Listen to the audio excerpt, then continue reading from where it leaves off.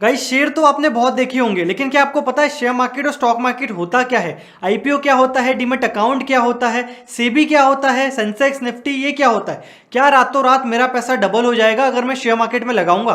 सारे doubts clear होंगे। So hi guys, this is Siddhant and you are watching sit top. So guys बिल्कुल basic से start करते हैं। मान लो मेरी एक कंपनी है जो मैं लोकल में रन करता हूं, जो मैंने स्टार्ट करी थी और उसमें जो पैसा लगाया था वो मेरे घर वाले या किसी रिलेटिव लोगों ने लगा के मेरी कंपनी में पैसा लगा दिया। अब मेरी कंपनी को और ग्रो करना है, मुझे और पैसे की जरूरत है, तो मैं क्या करूंगा? मैं जाऊंगा बैंक के पास, लोन लूंगा। लेकिन अगर मैं लोन लेता हूं तो मुझे देना पड़ेगा उसमें इंटरेस्ट बहुत सारा। तो इसके अलावा अगर आपने गुरु मूवी देखी है तो ये क्लिपिंग जरूर देखी होगी। पैसे कहां से आएंगे? हाँ, कॉन्ट्रैक्टर है क्या तू? बैंक वाले तुझे पैसा दे देंगे? अरे कॉन्ट्रैक्टर को मारो गोली और बैंक की ऐसी की तैसी। हम जनता के पास जाएंगे और फैक्ट्री खोलेंगे। 10 रुपए दो और फैक्ट्री के मालिक बन जाओ। पब्लिक इशू, फैक्ट्री कमाएगी ना तो हम भी कमाएंगे। पब्लिक इशू की परमिशन 1 महीने में आ जाएगी। सो गाइस इनको तो परमिशन मिल जाएगी 30 दिन में, लेकिन अगर मुझे मेरी कंपनी को स्टॉक मार्केट पे लगाना है तो मैं उसको लगा सकता हूं। और इसी को हम बोलते हैं आईपीओ। मतलब कोई ऐसी कंपनी जो कभी स्टॉक मार्केट में लिस्टेड नहीं है, पहली बार आती है, बोलती है कि बॉस मेरे शेयर ले लो, मेरे शेयर खरीद लो, तो उसे हम बोलते हैं आईपीओ, इनिशियल पब्लिक ऑफरिंग। सो चलो अब अपन समझते हैं होता क्या है। मान लो मुझे 40 लाख रुपए की जरूरत है, तो मैं क्या करूंगा? 4000 शेयर में निकालूंगा 1-1 हजार रुपए के हिसाब से और उसको लिस्ट करा दूंगा शेयर मार्केट में। अब जो लोग हैं वो मेरे 1-1 हजार रुपए के शेयर खरीदेंगे, तो मेरे पास घुमा फिरा के आ जाएंगे 40 लाख रुपए। वो मैं लगा सकता हूं मेरे बिजनेस में, मेरी और ब्रांचेस ओपन कर सकता हूं। और मान लो घुमा फिरा के मुझे बहुत सारा प्रॉफिट हो गया, तो मेरे जो शेयर है वो अप डाउन होते रहेंगे। अब रुको रुको, अगर आप सोच रहे हो कि यार ये तो सही है यार, अगर पैसा चाहिए तो अपनी खुद की कंपनी शेयर मार्केट में लगा देते हैं और ऑटोमेटिकली अपने पास पैसा आ जाएगा। सो गाइस ऐरी गैरी नत्थु गैरी कंपनी नहीं आ सकती शेयर मार्केट में। आपको कुछ भी कोई भी कंपनी को लिस्ट कराना है तो सबसे पहले जाना पड़ेगा सेबी के पास। अब भाई ये सेबी क्या होता है? तो ये security and exchange board of India है। तो क्या करता है, एक एक्ट आया था 1992 में, जैसे telecom regulatory authority of India है जो सारे टेलीकॉम को मैनेज करती है, वैसे जो सेबी है ये मैनेज करती है जितने शेयर मार्केट में लिस्टेड कंपनीज हैं उनके ट्रांजेक्शन्स को, सबको। तो सबसे ऊपर जो बॉस बैठा हुआ है वो है सेबी। तो सेबी सबकी निगरानी करती है। तो अगर मेरी कंपनी को मुझे लिस्ट कराना है तो मुझे सबसे पहले रेड हेरिंग्स प्रोस्पेक्टिव नाम का एक डॉक्यूमेंट तैयार करना पड़ेगा। वो ले जाऊंगा मैं डॉक्यूमेंट तैयार करके सेबी के पास। अब ये आरएचपी जो है ये है क्या? तो मेरी जन्म कुंडली है कि मेरी कंपनी कहां से स्टार्ट हुई, कितने फाउंडर थे, हमने आज तक क्या क्या किया, मेरी क्या एजुकेशन है, मैं जो पैसा लेने वाला हूं, जो शेयरिंग में लाने वाला हूं, वो मैं कहां यूज करूंगा। तो सारी चीज हर कंपनी को सेबी को पहले सबमिट करना पड़ता है। फिर जो सेबी है वो उसको वेरीफाई करती है कि ये जो कंपनी है ये सही है और उसके बाद उसको अप्रूवल मिलता है। तो ऐसा नहीं है कि हर कोई कंपनी आके लिस्ट हो जाएगी। इसमें 6 महीने, 1 महीने से लेके 2 साल तक का समय लगता है अप्रूवल के लिए। तो एक बार ये अप्रूव हो जाती है तो अब मैं जाऊंगा मेरी कंपनी को लेके स्टॉक एक्सचेंजेस में। अब ये स्टॉक एक्सचेंजेस क्या होते हैं? सो गाइस स्टॉक एक्सचेंज जो होता है वो ये है कि आपकी कंपनी लिस्ट हो गई, अब वो शेयर खरीदेंगे, बेचेंगे, तो सारी एक्सचेंज वाली चीजें होंगी। तो इंटरमीडिएट एक बन जाता है बीच में, जो ये दोनों तरफ से कंपनी को और पब्लिक को सपोर्ट देता है। तो इंडिया में 2 मेन स्टॉक एक्सचेंजेस हैं। पहला है बीएसई, बॉम्बे स्टॉक एक्सचेंज, और दूसरा है एनएससी जो है नेशनल स्टॉक एक्सचेंज। सो जो हमारा बॉम्बे स्टॉक एक्सचेंज है उसके अंदर 5000 से ज्यादा कंपनी लिस्टेड है और जो नेशनल स्टॉक एक्सचेंज है उसमें 1600 से ज्यादा कंपनी लिस्टेड है। अब जो सेंसेक्स है ना ये इंडेक्स है। अब इंडेक्स आप देखते हो जैसे बुक होती है, बुक के अंदर क्या सिलेबस है उसका एक इंडेक्स रहता है। तो इसी तरह दोनों स्टॉक एक्सचेंज ने अपने अपने इंडेक्सेस बनाए हुए हैं। मतलब जो बीएसई है बॉम्बे स्टॉक एक्सचेंज, इसने क्या है 30 कंपनी अलग अलग सेक्टर्स की, एजुकेशन सेक्टर, केमिकल सेक्टर, तो 30 कंपनी को जोड़ दिया। उसके बाद अब ये क्या करते हैं, जब भी स्टॉक मार्केट अप डाउन होता है तो ये 30 कंपनी के जो शेयर्स हैं वो अप डाउन हो रहे हैं उसका एवरेज निकालते हैं और उसको सेंसेक्स की वैल्यू में बताते हैं कि कल और आज में क्या डिफरेंस है। इससे क्या होता है कि आप इसको सिर्फ सेंसेक्स को देख के पता लगा सकते हैं कि आज पूरा शेयर मार्केट जो है बीएसई का वो अप है कि डाउन है। तो जो एनएसई है उसके अंदर आता है निफ्टी। तो निफ्टी का जो वर्ड बना है वो बना है नेशनल प्लस 50 मिला के। तो निफ्टी के अंदर 50 कंपनी रजिस्टर्ड है। अब ये 50 कंपनी के जो शेयर्स हैं वो अप डाउन होंगे, उसका एवरेज निकाल के आपको एक मेन वैल्यू दिखा दी जाएगी निफ्टी।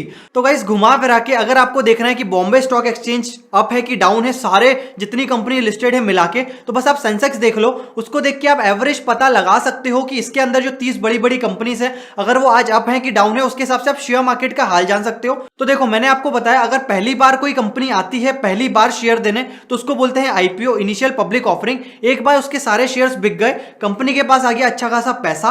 अब उसकी अच्छी बात यह है जो पैसा आया है वो पैसा वापस नहीं करना है। जिन लोगों ने शेयर खरीदे वही लोग एक दूसरे को शेयर बेचते रहेंगे, पैसा वहीं घूमते रहेगा। कंपनी ने तो अपना लमसम अमाउंट इकट्ठा कर लिया और एक बार कंपनी ने अपने सारे शेयर्स बेच दिए, उसके बाद वो रोटेट हो रहे हैं, तो उसको बोलते हैं हम लिस्टेड कंपनी, जो एक बार लिस्ट हो गई है, पहली बार नहीं आई है, इसके शेयर एक बार बिक चुके हैं सारे। अब ये कंपनी के ऊपर है, उसको और पैसा चाहिए तो फिर वो सेबी को बोल के और अपने शेयर्स लगा सकती है, बेच सकती है। तो ये सारी चीजें सेबी जो है वो मैनेज करता है। अब आप बोलोगे बॉस की ये जो शेयर मार्केट का प्राइस है स्टॉक का, मान लो मैंने आज 1000 रुपए में शेयर खरीद लिया, अब वो कल 2000 का होगा या 500 का होगा, ये डिसाइड कौन करता है कि आज इसका प्राइस अप होगा कि डाउन होगा?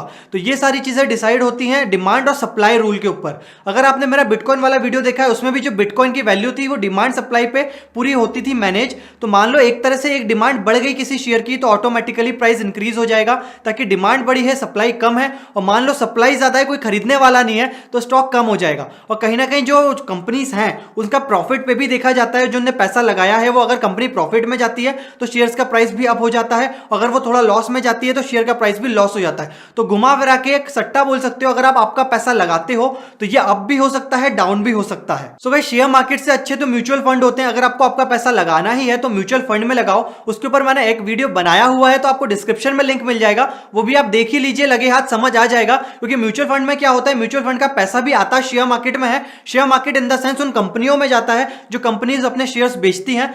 तो अब ये सारी चीज तो ठीक है, आपने अगर पैसा लगाना है तो म्यूचुअल फंड में लगाओ या शेयर मार्केट में लगाओ। आपको नॉलेज होना जरूरी है बॉस, जिस कंपनी में आप पैसा लगा रहे हो वो पैसा लेके कहां जा रही है। अगर आप 10 रुपए का खर्चा करते हो तो उससे पूछते हो बॉस 10 रुपए कहां खर्च किए, तो आप अगर इतने सारे शेयर्स खरीद रहे हो तो वो आप पूछोगे कंपनी से वो लगाती कहां है। तो गाइस हर कंपनी अपना आरएचपी सबमिट करती है सेबी को, तो उसकी वेबसाइट पे पहले आप पढ़ लीजिए कि वो जो पैसा आप देने वाले हो वो लगाएगी कहां कंपनी, तो उससे आपको थोड़ा नॉलेज हो जाएगा कि ये सेक्टर आगे जाके बढ़ेगा, कम होगा, आप लॉस में आओगे कि प्रॉफिट में आओगे। और आप शेयर मार्केट में आ रहे हो तो वो पैसा तो आप मत लगाइए जो आपके डेली यूज का पैसा है, आपके पास एक्स्ट्रा पैसा जो है वो लगाइए। अब आप बोलोगे यार एक्स्ट्रा पैसा क्या होता है? एक्स्ट्रा पैसा वो होता है जो आपके बैंक अकाउंट में आप रखे रहते हो थोड़े दिन तक, 1 2 5 महीने तक, तो आप सोचते हो इमरजेंसी आएगी तो मैं उसको यूज करूंगा, तो वो पैसा इसमें लगाओ। वो पैसा भी ऐसे मत लगा दो हर कहीं जाके, थोड़ा स्टडी करो, दिमाग लगाओ। भाई पैसा कमाना आसान होता तो यार सब लोग पैसा स्टॉक मार्केट में लगा लेते, लोन लेके लगा लेते, पैसा उनका डबल हो जाता और जीत जाते।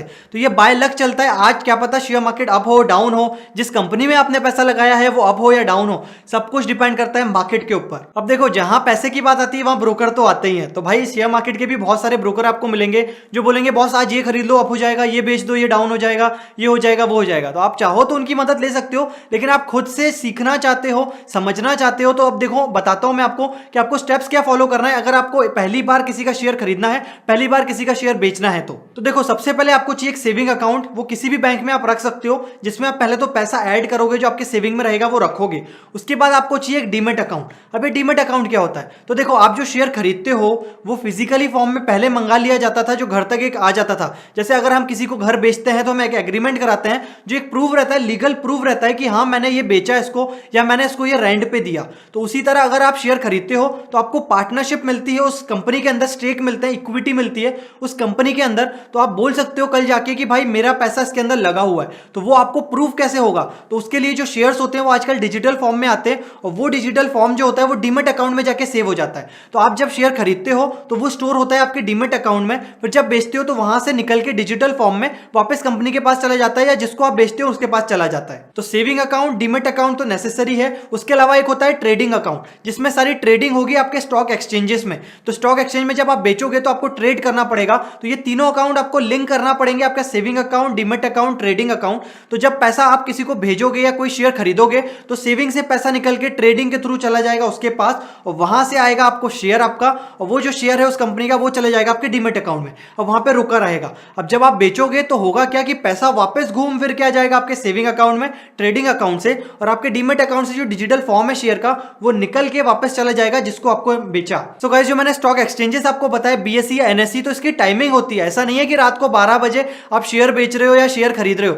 तो देखो 9:15 में सुबह स्टार्ट होते हैं ये स्टॉक एक्सचेंजेस, और 3:30 दोपहर तक चलते हैं। उसके बाद जो आपको वैल्यूज दिखती है सेंसेक्स निफ्टी की, जो इंडेक्सेस की दिखती है वो कांस्टेंट रहती है अगले दिन सुबह तक। तो होता क्या है, इसी बीच में आपको शेयर खरीदना है, बेचना है। कई शेयर भी आप अलग अलग तरीके से खरीद सकते हो। एक होता है इंट्राडे, उसमें अगर आज आप खरीद रहे हो तो आज ही आपको आपको वापस बेचना है, भले ही वो लॉस में जाए या अप हो।